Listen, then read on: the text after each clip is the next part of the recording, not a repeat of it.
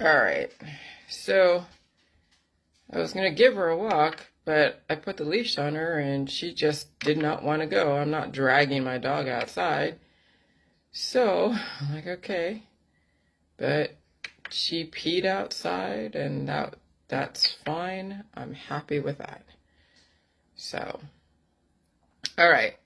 I'm going to drink some more of my coffee.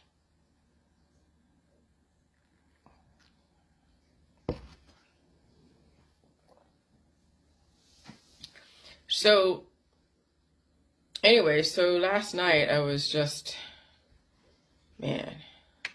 Yeah, last night I wanted to do that video about I wanted to do a video about family of viruses because I have to make the correlation that our children are viral offspring.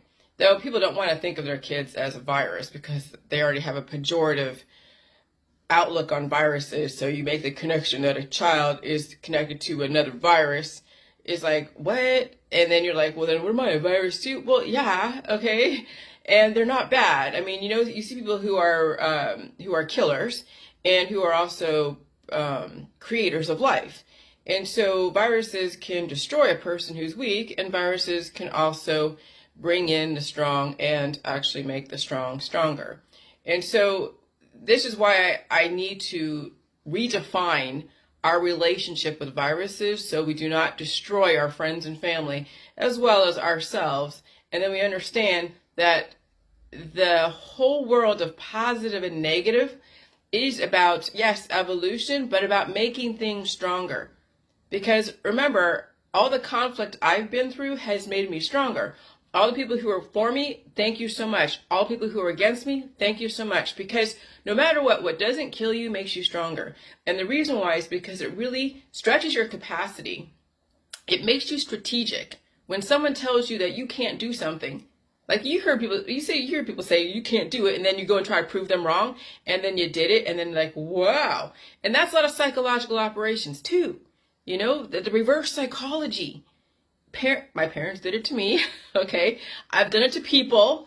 It's what I've been taught. I mean, I came from a psychological household that everything was like under the sun and psychologically could be done without administering so many drugs, because some households that are in the mental health field will put their kids on drugs. But I think that was one of the things my mom was proud of, that she didn't have to go and medicate me, even though I was definitely a force in that family. I could have been on like ADHD medication. I could have been on all the different medications that kids in the 90s and the 2000s were forced on when they weren't complying to the programming. And that was pretty crazy. And so that I could probably thank my mother for, that she didn't mess me up in the head too much as far as like Adderall or any other ADHD medication. Because I was definitely all over the place, okay? I had a lot going on. And also, I was thinking when I was on the toilet this morning, when I was emptying my bowels, that wow, our first brain is our gut. Because this morning I was looking on my phone, and I was trying to do some math, and I'm listening to a video about the techno, hypno, MDMA drug and dance culture that right now goes on in Berlin. And then I'm trying to think about the 500 million versus 7.9 billion, doing all the math. And I'm like, shit, I gotta go poop. I can't think. I gotta go poop. And so when I went poop, it cleared my head. And so that's why people who are using J juice all the time, because they don't want to stick their finger in their butt or find different ways to make their bowels move or whatever, they're using J juice to clear their colon, but they are taking away substance and curing themselves. But they say, well, when I clear my gut with the J juice, it makes me think better in the morning, if they couldn't get the poop out and they're too afraid to do all the other stuff that I told you about. And so you just got to realize that your gut, again, is your first brain. And that is what drives up here. It is your central processing unit. And so when we have adopted the norm that skinny is the best, no, skinny is not the best. Being so skinny and emaciated, or so obese, we have so much intelligence that it works against you. Those two sides of the spectrum are going to work against you, okay? But when you have like no gut, like I have a little bit of a gut, but not too big and not too small. It's just enough to give me the intelligence and to deal with this environment. But when you're working on getting a six pack and taking away your gut to where it's like flat and there's nothing there, yeah, then it's all about sex. That's the whole thing about our whole world right now, is that we have the cerebral types that have the kinetic energy in the brain because of how their gut was put together through the multivalent bonding and the different viruses that give you the biomarkers of type A and type B. And so I'm like, oh my God. And so yeah, your your gut is what drives everything. And so anyways, God, I need a drink. I've been getting rid of all this stuff. Okay, so your gut is what drives everything. And so the whole flat belly thing is taking away the intelligence. See, when I get off on tangents, I keep going down a road and I'm like, shit, where did I originate from? So just so you understand, sometimes when that happens, because I have so much to say, and then I have to remember where I came from, and it's like, oh my God. So anyway, so you don't want to have a flat belly in our society. You want to have some kind of gut. You don't want to be all about the physical, because then you lose the intellectual. So then I was on the toilet and I released all that stuff, and I was like, oh my God, I could think. Okay, that's where I was going. Jesus Christ. So anyways, so the whole thing with family of viruses, yeah, like when I was doing those posts about man-semination, persemination, and hold on. And I was doing this morning a lot too, and it helped me poop. Sorry, but that's kind of right now where stuff is going with all this stuff in the atmosphere. But yeah, when I was coughing really hard, then all this mucus came out. So remember, coughing is helping the mucus get out and also help you poop. Hacking up loogies will get everything out, the mucus out, and get out the poop without you like forcing your system through like salt water when you've already done the resets, or using other stuff. Like I drink coffee, and sometimes coffee brings up mucus too, but that's fine. I mean, coffee is coffee. Mucus is just your body replicating. It's doing cell replication. Okay, you're eating. It's like eating. All right. So when I was talking about, where is that? Man-semination. When men hang out, exchanging virus mucus sacs through conversations, fertilizing each other. So, when guys hang out and they're all at the bars or they're wherever the hell they are at, and they're hanging out, and then they're taking in each other's, mucus and air, and they're sharing space and all that, they are fertilizing each other. Okay? Any kind of group interaction, you're fertilizing each other through your lymphatic system, because you're going to cough, you're going to speak, you're going to spit. So it's like it's an asexual reproduction, because your body is going to have to go in and reconcile with that. And there's probably cell replication going on, and you don't feel it. It's not like you're having sex with someone. You just, that mucus came into your body. It did what it did. Maybe you feel it, maybe you don't. Sometimes these viruses are really strong. You might feel it, but usually if you're already assimilated to someone, it'll be very minor. You might cough, you might sneeze, and that's probably the extent of it. So person seminations of diverse groups come together, and literally come together. That's what these words have such double meanings. Okay, so when diverse groups come together, they are fertilizing each other. When women hang out together like a hen house, they are fertilizing each other, which is why eventually, if you hang out long enough with some women and you live together, then you all cycle together as far as your period. And that's when things get crazy, because then that's when girls fight each other when they live together. That's why I don't live with any women. The women that I did live with or hang out with, it was always who's going to be the leader. And if I lived in another woman's house, she was in charge, and I was just, her handmaiden, so to speak. And vice versa. If you come to live with me, I'm in charge and you're my handmaiden. So you don't want to put women together. You do not want to put women together living in the same space. You put them on neutral ground, because they will fight to the death. Literally, they will fight to the death. I've seen it. I've been around it. I know it. It happens. Even when they don't live together, there's still that hierarchy status. Who's going to be, what do you call it, the queen bee? That's why I don't hang out with too many women. If at all. I see you guys on Facebook, hey, what's up? But I don't play those hierarchy games when it comes to group dynamics, because I know how that runs. I know what happens with that, and if you're different, believe me, you will be cannibalized. So that's why autonomy is the best, because someone ultimately, if they're jealous of you or they want to be in charge, and even though they like you, but they want to keep everyone under a specific order, a pecking order. And that's the nature of the beast. All right, so women insemination, diverse groups of women coming out together and they fertilize each other and all that stuff. And then new viral babies trigger either telomere lengthening, so you're going to regenerate, and great, you assimilate and you eat food, and that's what I'm doing, is telomere lengthening. But if I'm not telomere lengthening, then a baby could trigger from reproduction, because the body senses that, well, if it's not going to live indefinitely and it's not trying to help itself keep going, we got to find a way to carry on the human race. If you're not going to carry on your cells, okay, and believe me, the body, it's called senescence. When there's a breakdown, telomere breakdown, or is that, let me see, what is that? Is that, I got to make sure I'm using this correctly. Senescence. Here we go. Senescence definition. Okay, here we go. The condition of process of deterioration with age. Yeah, so when bodies break down, the telomeres sense senescence. And when they sense senescence, a breaking down of your DNA, then that's when the sex hormones trigger. And that's when people they look beautiful, because they're trying to attract a mate. And then you can be programmed to be attracted to certain things.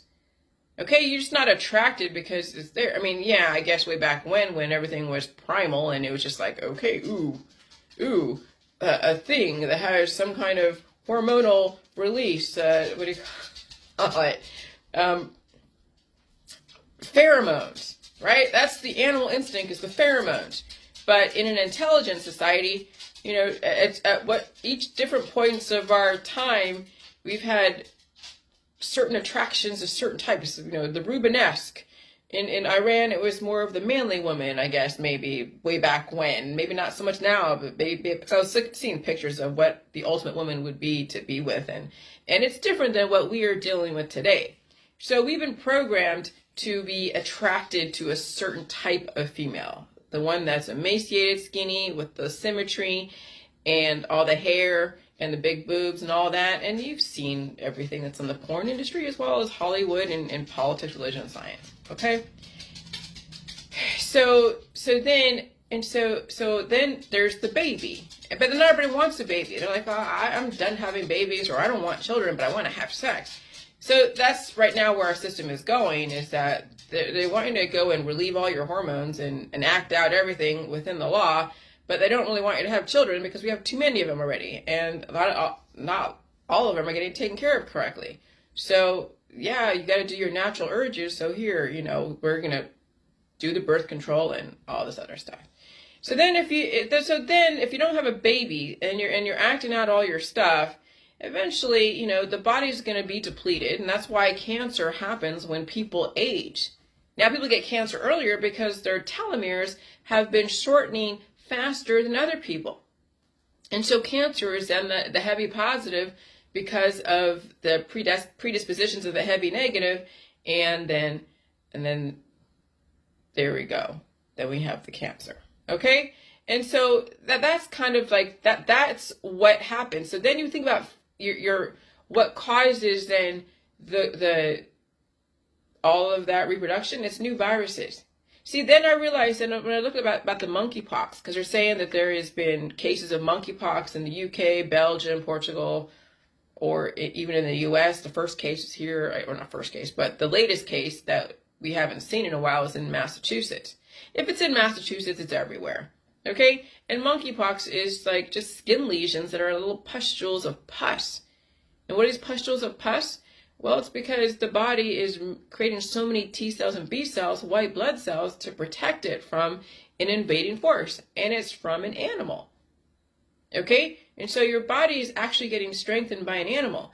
But here's the thing, the reason why it's coming out through the skin, because people's lymph nodes are all clogged up. You realize the last couple of weeks, or last couple of months, when I've been dealing with this Omicron, and there's different versions, there's different offspring of the COVID, and the COVID has offspring called the Delta, the Omicron, whatever, and the Omicron SBA2 or BA2, BA3, BA4, BA whatever. And my lymph nodes were leaking. There was a rash around them. I had the hives on the body. Would that have been a form of monkeypox that I had? Who the hell knows? Would it have been the AIDS virus? Who the hell knows? They keep saying that, no, yeah, go get an AIDS test, and now we have monkeypox in the population. And when you hear about it, it's already been happening. The question is, are you going to test for it? And if you do test for it, then what do you do with that information, right? So then you're just like, oh, shit.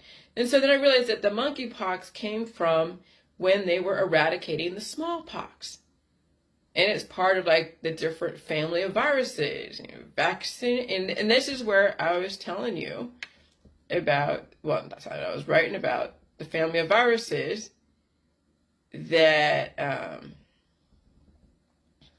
in here, it says monkeypox is a rare disease that is caused by infection with monkeypox virus. Monkeypox virus belongs to the orthopoxvirus genus in the family Poxviridae. Let me tell you, I'm probably messing up these words, but I don't care.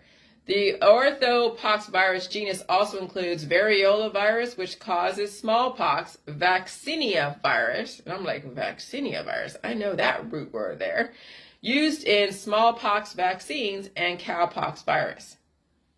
And so vaccination with vaccinia virus has been directly responsible for the successful eradication of smallpox. But then monkeypox came from the vaccinia. And so, yes, you may eradicate one virus here, but then there's going to be a little viral baby called monkeypox that's going to come from that specific thing. So you have the cows and the monkeys, and then you have the chicken pox, and what else? We're going to have the hamster pox, and the dog pox, and the cow pox, cat pox, and the horse pox. And you see kind of what's going on here. The family viruses are all offspring. There's parents and there's children. And so when humans get together, they are a multivalent conglomeration of different viruses. And we're also working back and forth with the animals in our vicinity, which we should. We shouldn't be trying to resist the animals in the world that we live in, because not only do we eat some of them, but we live among the same atmosphere. We have to breathe the same air. My dog sneezes on me all the time. When I'm brushing her teeth, she's like sniffing and sneezing, and so she doesn't like it, but I have to brush her teeth. But that's the thing, is that you have to be able to assimilate and adapt to the animals and all of their viruses. And they're not bad. It's just you have to adapt to it. But yes, but the thing is, with 7.9 billion people and so many different species of animals, and the 7.9 billion people are actively dying and reproducing, and we have to have some kind of order in our society, what do you do? How do you mitigate evolutionary symptoms that will upset the homeostasis and take away the order and cause chaos, right? And this is a fine line that I have to even think about. But I remember what I've had to deal with the last 40 years of my life, and then people laughing at me and telling me, oh, you're stupid because you have PMS, you can't handle PMS. And other women are like, I can handle my PMS, what's wrong with you? You're just lazy. And so that's where the anger comes from. Even though I know there must be kind of order in our society, not everybody is given that luxury of being cured and for a certain amount of time. Not everybody does. And so when someone is evolving and they're evolutionary and they have their friends and family poking fun and saying that they're stupid or they're this or they're that, then you begin to hate the reasoning of why we have these therapeutics. But these therapeutics are going to the way extreme now, because They are trying to edify bodies at a deficit that can't level up to how aggressive this environment is. And so then you watch the suffering of your friends and family. Even though they were laughing at you, hating you, and saying you're stupid when you were younger, you still care about them. You still want them to do well. Even though they're just like, you're dumb, you still want them to do well because you ultimately really want to see the people that you've grown up with, the people that are around you, to stick around. It's hard to change. It's hard to watch people leave. Though I'm expecting it because I know that no one's going to understand this. Okay? So I get the reasoning behind these therapeutics. It's just we need to set people up correctly. But then if they were to do the salt in the water, maybe they did probably the salt a long time ago. Because obviously we know we need salt, and it cured people, and they weren't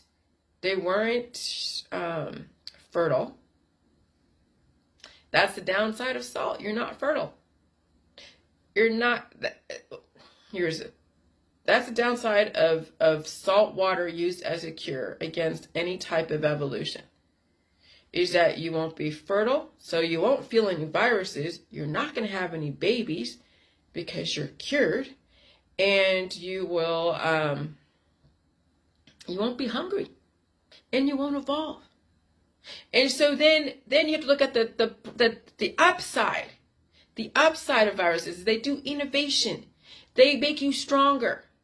And then you're just like, shit. Okay, so that's the push and pull. That's the resistance. That's why you see me go from one side to the other, and you're just like, Jillian, do you hate the medical system or do you love them? Jillian, do you hate the viruses or do you love them? Jillian, do you like the vaccines or do you hate them? What the fuck, Jillian? You're such a hypocrite. Believe me, I've gotten all the feedback of me going back and forth, because you have to go back and forth. You have to understand both sides of the freaking problem. Okay? And so you have to understand that your family, you're the parent, and you have 3 kids, and they are a representation of the viruses you were exposed to at the time of conception. They are the little viral offspring. Maybe they're not called Pox Viridia or whatever the hell these names are. They're called Johnny, Billy, Susie, and Kevin. Okay? But just because, you call them Johnny, Billy, Susie, and Kevin doesn't mean that they're not any different than the herpes virus, the AIDS virus, the orthopox virus, because we all are there. That humans are a conglomeration of all the viruses that you see in biotech, you hear about in the news. We're all a conglomeration. How it manifests and what we do in response to them rearing their ugly heads is then the politics. It's the issue. And so while I get both sides of the issue, now I want to see my friends and family survive. Well, I've always wanted them to survive, but I don't want them to think that because they're doing the therapeutics, it's going to make them live longer, because that's not obviously in the order of operations of a hospital system. That's not the end result. You end up in the fucking morgue. So what if you could still be exposed to all these viruses? Yeah, okay, you're going to have symptoms, and you're going to be like, people need to take days off. They're going to need to stay home. They need to cut down their extracurricular activities and just focus on their priorities, like paying their bills, taking care of their animals or their husband, and going to work. And then anything outside of that could be the time that you actually fucking heal and deal with the shit so you don't have to die. But that's the thing is that okay, you can't really legislate that, but I want to give that opportunity to the people around me, even though they're in the medical system and they've taken part in all the different therapeutics. And I understand it was innovation, and yeah, it did make our world stronger, and we have pandemics of which have a pejorative. We see the medical system trying to do all these positive and negatives. So imagine that you are a heavy positive with COVID, and you're exposed to heavy negatives like these therapeutics that are trying to counter it. Regardless, it's going to make you stronger, because yeah, you're going to have to fight against it in your body. So you're going to be coughing, you're going to strengthen your diaphragm, you're going to strengthen your sphincter, you're going to strengthen your resolve to deal with the energy, and it's going to make you even a better prototype. And then if you want to have a baby, the babies are going to be stronger. But again, those that are doing Jilly Juice all the time, after they've done all their resets, they're going to be cured. They're going to be infertile when you think about it. Okay, when you're taking so much so you don't feel anything, they're going to be cured. You're not going to be hungry, really. You're going to be out there taking on viruses. And every time you feel something, you're going to go and squelch it with the J juice. Like, what is it they do with the vampires? They put a boundary spell around it, and it keeps the vampire kind of locked into the space for a temporary amount of time until it comes out again and wants to go and feed again, and then another saltwater flesh again whenever you feel something. And so that's what some of my Jilly Juice crowd is doing, is that they are not evolving. They're not dealing with their environment, and they are cured. And so they're not going to have a baby that's going to be evolutionary. If they even do have a baby, they still have other predispositions because they never dealt with the stuff. But maybe that's not what they want. Maybe they just want to be cured. Okay, but that's not the intention. That is not the intention of the Jilly Juice, is to be cured. It is to catalyze and deal with the shit, literally, and feed your body and get rid of the stuff and understand the openings of your alimentary canal, and that you have control over your sphincter without using enemas, without using J juice, without using the food supply. People are just like, well, you're talking about eating, drinking coffee and cream. Is that the same thing as a therapy? I guess, but it's food. Then use your fucking fingers. This isn't a therapy. Oh, but we don't touch our butt, And I'm not advocating sticking anything in your butt aside from your fingers. So there you go. That's your way of getting out the poop without turning to coffee and cream, without turning to Jilly Juice, without turning to a laxative, without turning to an enema, without turning to anything but your ability to work your own orifices if you need to, without relying on somebody else to put their hands in you or using drugs. And so then I took away that side of the argument. But yeah, that's a little taboo, right? Who does that? Well, what are you going to do? Do the same thing that's been done for years and years and years and centuries and end up like your predecessors? Maybe you might live a little bit longer because you're doing a little bit of the J juice and off that, now dealing with the viruses, but you'll be blowing up because you haven't figured out how to work the release process, how to empty your bowels without turning to an intermediary. That's the thing. Is like if your insides are why, like when you think about it, why does your intestines release all the, believe me, let me tell you, when you get exposed to so many different viruses, they want to hold on to stuff. And so when you're feeling bloated and you're feeling all this stuff and it's clouding your brain and your body wants to hold on to it for whatever reason, you are your body, so you release those demons. And you trigger things, just like your body inside triggers things for hormones and channels and capillaries and blood vessels to open and close, involuntary. You have the voluntary to control your mental clarity, because mental clarity comes from a clear gut. It literally does. It's not doing the drugs like they do in these clubs, these techno clubs, the LSD, the cannabis. That'll destroy you.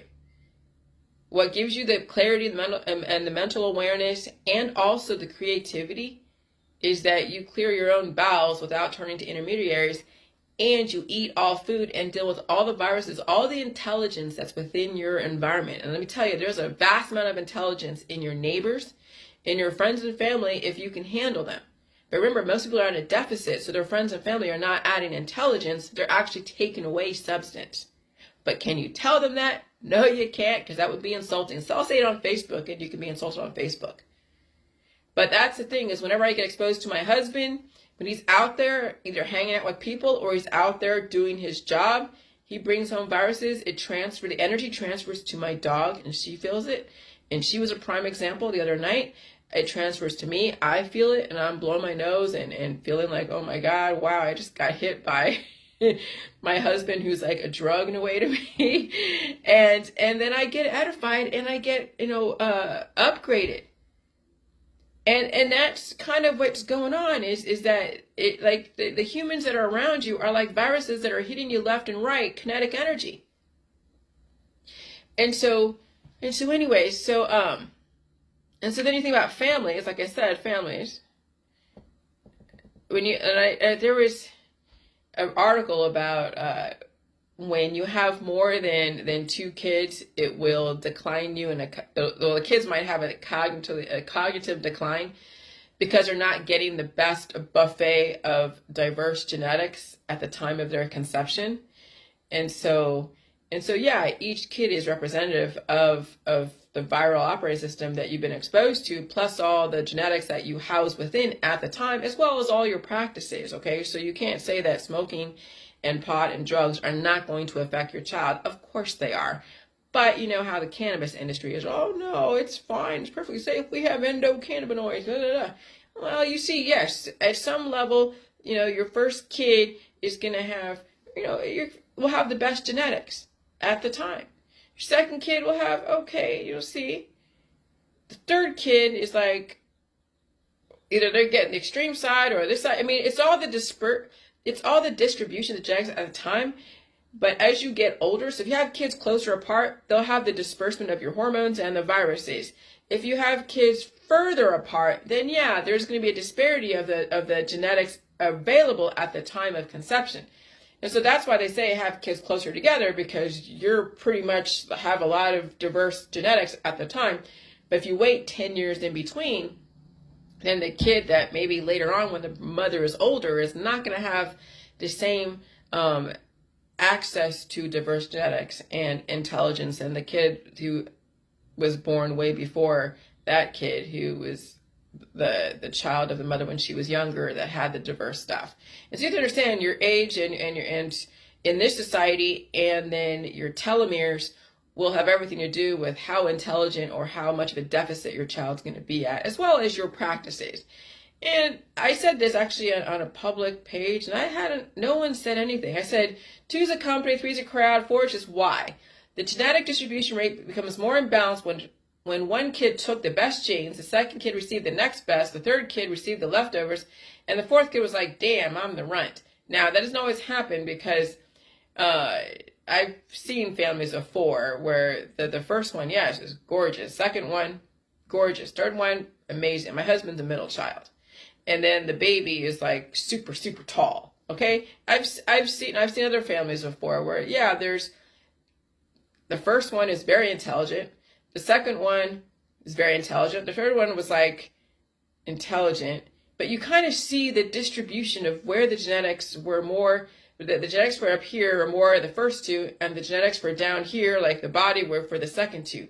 So it was like, it's a trip looking at families and seeing how the distribution of genetics are, and then what we deem as successful. Okay? So anyways, so the third kid received the leftovers, and the fourth kid was like, damn, I'm the runt. So every single time you have a child and progressively age in this society, your kids is representative of the genetic distribution you had at the time.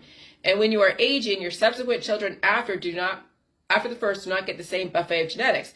Now, if it's closer, within like a year or 2, then it might be relatively equal, but not really, because it depends on just what your lifestyle is. You could do so much drugs and alcohol in between your first kid and your second kid, and then your second kid then gets the distribution of whatever genetics you are when you're under the influence, and you might have then the autoimmune disorders and the neurological issues like autism and all that stuff, especially if you've been on prescription drugs for other stuff. So yes, it will affect the cognitive development of a child when your body has gone through a lot of stress in between each child.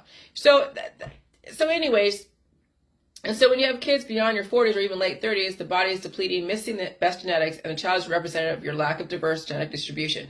And as you age out in our society and get pregnant, each child will be at a deficit. So yeah, someone who's 70 years old in our society who is aging, like literally you see them, they look emaciated and they're losing collagen, they're losing hair and all their hair is gray, and they have a kid, does that kid have a chance? That kid's at a deficit, and you know it. Everyone knows. No, not everybody. They're like, oh, that's so beautiful. It's a child, but that child is now have to level up to everyone around them that's younger, that has all these different viruses that are so influential, so innovative, and that child's going to be like sensitive to everything. You know, when it should have been able to get the best genetics when the mother was younger, when she had all the different innovation of the viruses. Now this kid is depleted of its potential, and now it has to go and level up to people around them that were born to a mother who was younger, that had the best distribution. That's what goes on. Okay? And so that's why I get angry, because some people don't realize that they don't have to be that runt trying to level up to everyone. But it's going to take some work, because it wasn't done, the job wasn't done in the womb. Now you have to grow up and be innovated outside the fucking womb, and still make money, and still try to adapt and evolve, and still try to feel like you're some part. That's what I'm saying. Growing and developing outside the womb, when you should have been given all the opportunities in the womb, is the hardest thing of all. That's why, you know, we need to have very strong prototypes out there, developing children who are not at a deficit, that can level up very quickly without it being a fight. And let me tell you, when you're at a deficit trying to level up, it's a fight. That's why someone who is in hospice or in palliative care will have a hard time doing JGs, because now you have to do what you should have done in the womb and during your adult life and your childhood. Now you have to do it when you're basically at a deficit, when you're like that one single cell in the womb. You know, I'm sure growing up in the womb was probably hard, but who remembers what happens in the womb? I don't remember what happened in the womb. I don't even remember what happened when I was born. I don't remember. The last memory I have when I was a kid was being in my high chair, falling asleep, and certain memories of stuff as a child, as a baby, or as a not baby, but as a toddler, but no memories of being a baby. Okay? And so you want to give your kid every chance in the world by giving them all the opportunities in the body, but you have to give yourself the opportunities. Okay? The apple doesn't fall far from the tree, garbage in, garbage out. I mean, that's all these computer terms and all these different terms of that you could see the genetic distribution in that family. You see this genetic line is like, whoa, holy shit. This genetic line is, whoa, holy shit. Just this genetic line is, wow, that's awesome. Okay, so you understand the distribution of genetics and why this great reset is happening, because certain people are not going to be able to handle this aggressive virus. And so either you're going to deal with this virus and level up and grit your teeth and assimilate, or you fold away and you pass away, but you have fun doing it, like going to these techno clubs in Berlin on all these different psychedelics and dancing until you die. That's the trip that was going on. That's going on in Berlin, in Germany. Okay, and that is, you know, the psychiatry, the eugenics industry, all of that. I mean, we don't want a repeat of World War II yet again. So now they're going to find a different way. We're going to appeal to everyone's desires and indulgences and their activism. And I'll tell you, this is such a diverse campaign, appealing to your lifestyle and your belief systems. And then you're being faced with a choice, the devil or the angel, you know. Do you go to that club and go play with your hormones, or you stay at home and read stuff? And young people who don't have any direction in life, they're going to go to the fucking club.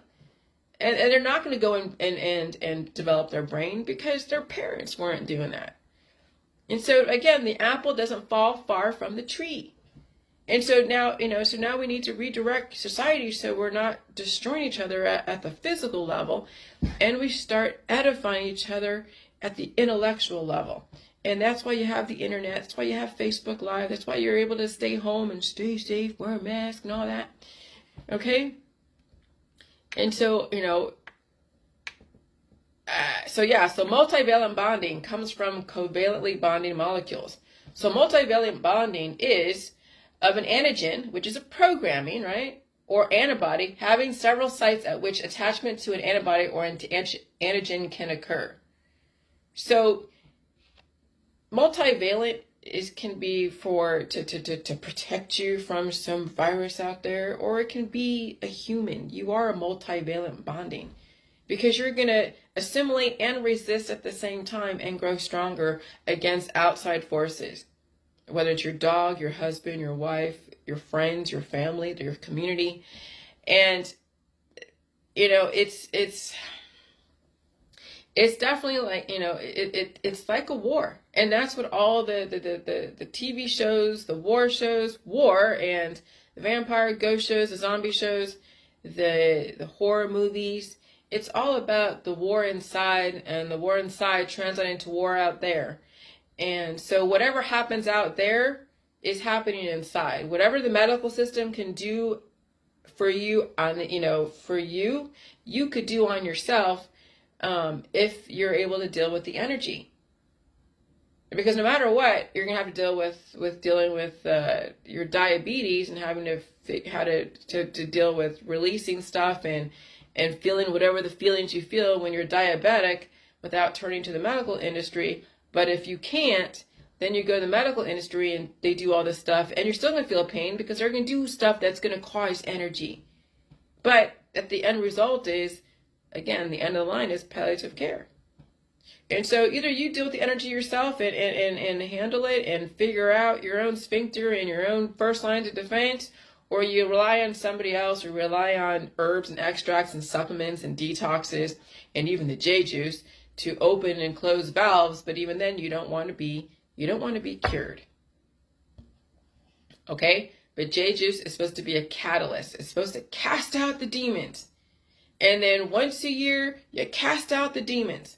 Because between now and February, I'm going to take on all the different viruses. And I'm going to be edified. And I'm going to be innovative. And I'm going to be taking on all this intelligence. And I'm going to be stronger. And then on February 5th, my birthday, I'll do a ritualistic annual saltwater flush, which will cast out some demons and also realign my operating system. And I'll be like, okay, let's take on the next evolution. But that's the thing, what's going on is these pandemics are evolutionary cycles. And if your kid and you are at a deficit, it's going to take you that much longer to then climb up to the level of not only yourself, because you have stuff inside, but also to your society. And so that's what I'm saying. The more at a deficit you are, the more diagnosable conditions you have, that's how much of a deficit you're going to have to pull yourself out of every single time we go through another fucking pandemic. I mean, we're in one right now, but each wave. Right now they're saying that, summer is, they're seeing people come to the hospital. I'm thinking like, oh, the daywalkers in the Vampire Diaries, or the daywalkers in Van Helsing. They've evolved to where they don't have to hide in the cover of darkness. Now they can be out in the sunlight. Because remember, the educational system say that, oh yeah, the sunlight's supposed to kill the virus, neutralize it. You can't kill a virus unless you kill a person, right? But the sun's supposed to neutralize the virus. Well, that was the old world, all right? The vampires have evolved. The viruses have evolved. Now it can handle the sunlight. Now it can transmit and still wreak havoc in the sunlight, in the summertime. And so they're saying, oh yeah, when people are being driven indoors to the air conditioning because it's so hot outside, they're going to fertilize each other and cause another pandemic, another wave. And then now everyone's in the hospital. And they're like, oh, go get a V, okay. Now we'll have a little baby virus. No matter what, you mutate a virus. It's at this point, it's not even a matter at this point. We have 7.9 billion people who can't handle pulling themselves out of the grave. That when they get exposed to something, they keep taking their antibiotics, keep taking their therapies, mutate everything. Now we have a family of viruses, whether it's the monkeypox, chickenpox, smallpox, whatever, to the coronavirus, Omicron, Delta, BA1, BA2, BA3, and then you have the flu virus, 1, 2, 3, 4, 5, 6, 7, 8, 9, 10. I mean, that's like seeing so many families with children out there. And so that's why you're hearing the elite say, oh God, we got to start cutting down. This is becoming insane. These viruses are going to cannibalize the earth. Imagine when you're full of viruses, conflicting programming. Like I said, when you're doing a purge of the J juice, the reason why you're doing it is because you have conflicting viral programming that's cannibalizing your body. So what do you think 7.9 billion people, viruses, are doing to Mother Earth? That's why the global warming too, because once everyone's energy is coming to the surface, and we have the activism, and then we have Roe v. Wade going to be overturned in June. Oh, great. Now we have all the activists, June, July, and August. Oh, and then we have September. We have another wave. They're already predicting 100 million people, a third of the U.S. is going to be afflicted by some kind of form of COVID and whatever variant that comes thereafter. Okay, so then that raises the heat. Oh, yeah, then it'll melt the ice caps. When you have 7.9 billion people wailing and all their energy and their infection heating up the planet, that's predictable. Just like when you have 10, 15 people in a single house all sick and you feel the temperature rise in that room. When you have 100 people in one house, the temperature rises, not even just from infection, but yeah, when you have a bunch of people, it's like infection. It raises the temperature in the surroundings. Well, that's what global warming is. 7.9 billion people dealing with their infection.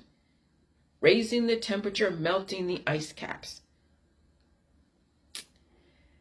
It's all physics. If you understand at the micro level and in different contexts, then you understand what goes on in a human body. And it goes on outside, out there in the microbiome, in the community, in Mother Nature, in government, in politics, religion, and science, and everything is connected. Now you get it. Now you're like, holy crap, we are in like some kind of end of one time, entering into another time, and that transition is going to be chaotic. So you got to be able to survive it, and this is how you're going to survive, by understanding intellectually what's going on, so physically you can deal with this shit.